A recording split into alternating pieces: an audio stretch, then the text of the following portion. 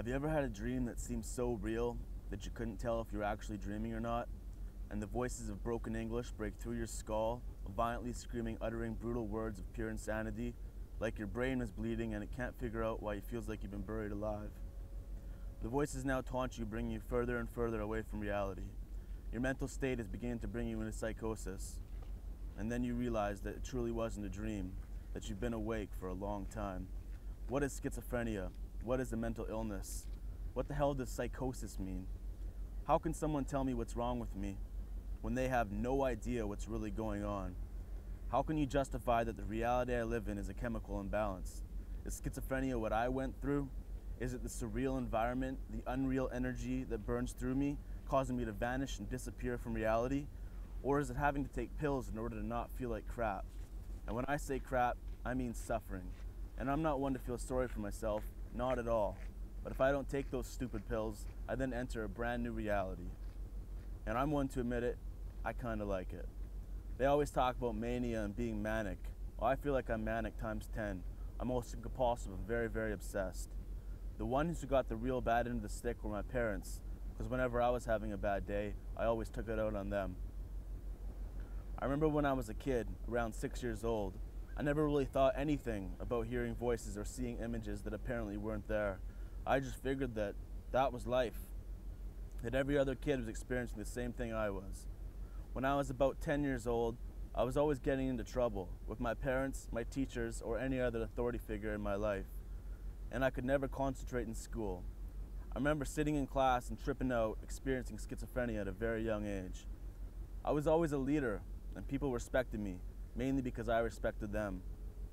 I had so many friends and acquaintances wherever I went. My friends have always been there for me, even when I was becoming distant and strange to them. So after years and years of trying to find the right help, I realized I was spiraling out of control and getting sicker and sicker each day. I felt gratification when I inflicted pain on myself.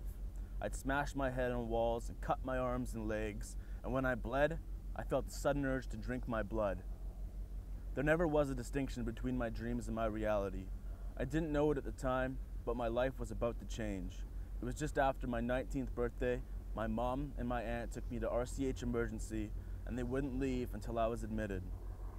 In front of security, I was stripped naked, they put a blue gown on me, and I was put in seclusion for 4 nights. At that point, I was 140 pounds. The next time I remember stepping on the scale, I was 225 pounds. So obviously those medications are very, very powerful. So for the past 5 years, I've been able to function because of the proper care and support from the people in my life and the medication that keeps me sane and grounded with fewer symptoms of my mental disease. And if it wasn't for all the support I have in my life, I'd still be where I was 5 years ago. You know, I can do this in front of people and get up on stage, but if you asked me to do something simple like take a bus or a SkyTrain, I'd be overwhelmed with nervousness and fear. So it goes to show you that you can't always judge a book by its cover, and what you see is not always what you get. So when you look at me, are you seeing me? It's been a few years now since I was first diagnosed. There's been a few struggles and setbacks, but mainly I have enjoyed a lot of success, and I owe a tremendous amount of gratitude to my family, my doctor, and especially to David Greer and the Stand Up for Mental Health program.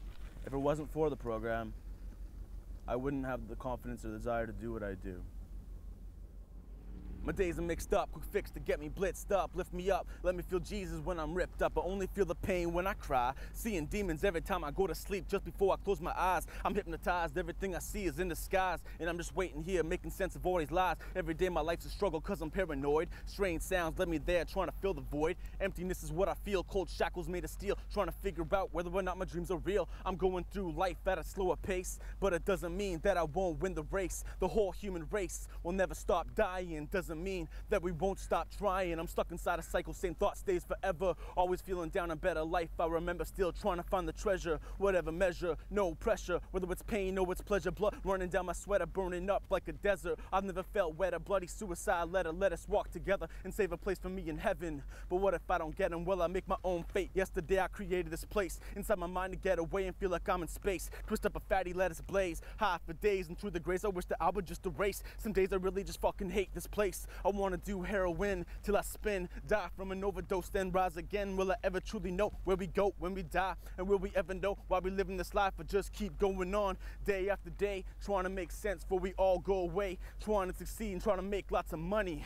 Man, life can be funny. One day you're full of happiness, the next you cry and cry. You never really know until you try. Inside my mind, the voices never break free, never break free, never break free. Till one of them wanted to run away, left a letter in my brain. All it said was, let me live, let me on my own again. Separate my soul, stand, living in this who I am. Everything I thought I was, now I cannot understand. Trying to figure out the plan, trying to be a real man. 26 years old, doing all that I can. Sometimes I don't give a damn, and where's a picture at? When I throw it up, shit never comes back. It's like a boomerang, shit bring it all back. Flashbacks of popping acid and smoking crack. Plastered on the back deck, past to the crack net. Wake up in the morning with a sack and a half deck and wreck. So high from last night, and I barely even slept yet. Cause I barely even slept yet.